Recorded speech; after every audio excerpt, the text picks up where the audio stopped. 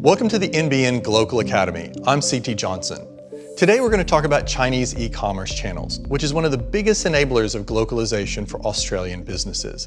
A fast NBN connection makes it easier than ever to tap into these platforms. There are 467 million digital shoppers in China, which compared with the 23 million people in Australia is a lot. There are dozens of e-commerce platforms, and to help us make sense of this world, today we're going to talk to Dr. Mathew McDougall, the CEO of Reach China. Matthew, thanks for coming on. Nice to be here. So Matthew, can you tell us, what are the major e-commerce platforms in China? Alibaba dominates that market. They have Tmall, which is a business to consumer or B2C model. They have Taobao, which is a C2C or consumer to consumer platform. And that's by far the biggest group. And then you've got JD, which is also a business to consumer, and then some verticalized sites like Yihaodian for grocery, Suding for electronics, and many others. And how do you see the difference between the way Chinese e-commerce platforms work and Western e-commerce platforms that we might be more familiar with, Gumtree or Amazon or something like that? Well, look, I guess the major difference is how accepted e-commerce purchases are within the Chinese culture. It's ubiquitous in their daily behavior. They want to find products that can't be found in China. They have a greater affinity to Western products. There's a trust with Western products. They worry about the authenticity of products found in China, so e-commerce offers them a gateway to finding these products. And one of the things that I notice when I'm in China is that the mobile platforms are much more pervasive and much stronger there than here. How do you see the role of the mobile internet in terms of Chinese e-commerce platforms? I would argue you only have mobile in China. It's such an extent that almost everybody uses mobile. So if anyone's considering China, then mobile is your only option. Matthew, why is it so essential that Australian businesses learn to master Chinese e-commerce channels? The biggest opportunity for Australian companies to go into China is using something called cross-border e-commerce, which allows them to use a digital e-commerce channel and avoid some of the regulatory product registration issues that they could face going into retail. So without that, they would suffer some problems. And how expensive is it to use one of these platforms? One of the things we hear quite a bit about is the fees and the registration requirements, even to get onto one of these sites. How does that work? Cost is certainly a consideration, and I'd also argue time is a consideration. So a business who's looking at the China market as an opportunity, they need to think about, one, the cost, and yes, there is a bar to get beyond, and also the commitment and time, because you can't go to China and expect the consumers to embrace brands willy-nilly. They're very much a sophisticated buying group, and they need time to know a brand and adopt a brand. I think a lot of Westerners have the idea that Chinese consumers don't have a lot of choice, but in fact, I think they have quite a bit. So how have you seen that evolve in China in terms of the type of choices that consumers have? When I'm in China, you have more choice in that market than anywhere else in the world, because every country around the world sees it also as an opportunity. You can't simply assume that your brand will be popular because you're an Australian brand. You've got to look at what the consumers want to purchase. You've got to look at a pricing policy that makes sense for that domestic market, and you've got to write copy and marketing words that actually resonate with those buyers. What do you reckon are the biggest challenges that Aussie businesses face when they're using these platforms to go into China? There's a lot of expectation, particularly at board level and executive level, about what can be accomplished by going into China. You must understand what is possible within the reasonable bounds and get some buy-in at that level. And then once you actually move into China, look at the commercial realities of where your product fits. Don't treat China as a single market. I resonate with that very much because I frequently have clients who want to talk to me about the China market. Yeah. And I feel like that's not an animal that exists. There's not one China market, there are many niches. How do you see people navigating successfully among those different niches in China?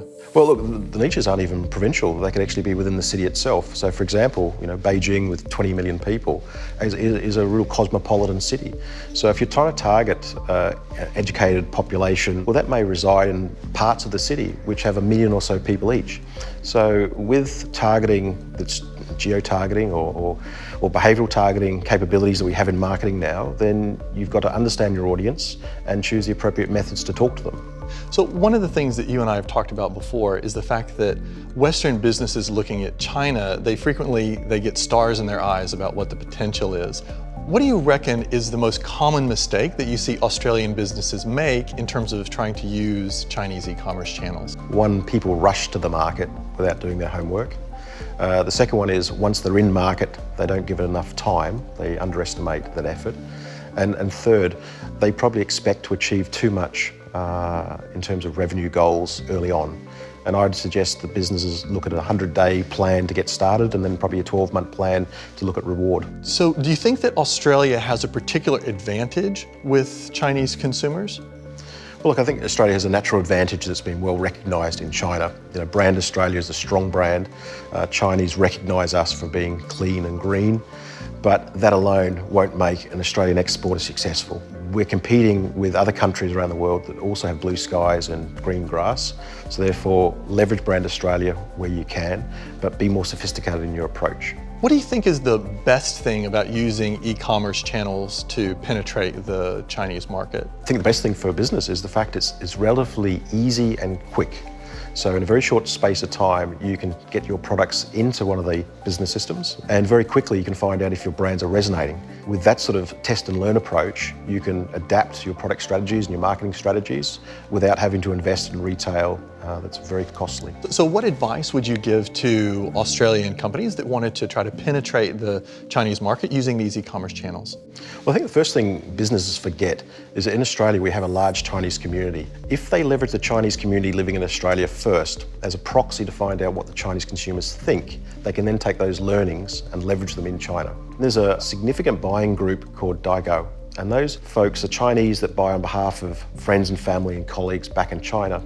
And they're an interesting proxy for the type of products and brands that are sought out from China. Because of this power of trust that they have with their buyers back in China, they can help an emerging brand get recognition and almost become an advocate back in China. One of the things I'm quite interested in is a project that you've got going out with Reach China. So tell me a little bit about how that platform will work.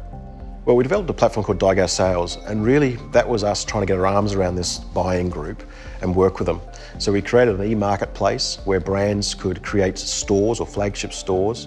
They could keep their brand identity within that marketplace, and it provided an opportunity for Daigou to come into it and purchase wholesale as a way to get experience and exposure to these emerging brands.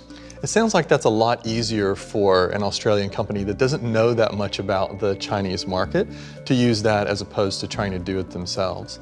Not only is it simpler with low risk and low cost, it's a good precursor to going into market, because if you can use the Daigou channel to seed your brand in market cost effectively, when you do make the decision to go into China with a B2C business to consumer platform, at least someone knows your brand. To me, one of the great things about this time is that broadband enabled technology, it has created so many more opportunities than there used to be. So how do you see this going forward, the future that's enabled by technology in terms of us reaching out to China? Well, I think it's truly exciting for small business, particularly exporters, manufacturers in Australia, because now for the first time, they can get exposure via cross-border e-commerce into China cost effectively.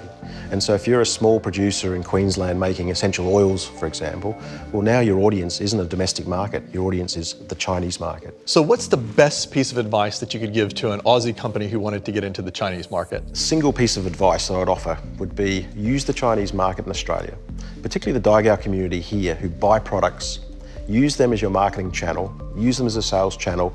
If that's successful, then go into China. So we've talked a little bit about e-commerce. We've gone over what the landscape in China looks like, kind of what some of the complications are, and you've given us some great advice for Australian businesses that want to jump into it. So thank you so much. We really appreciate that.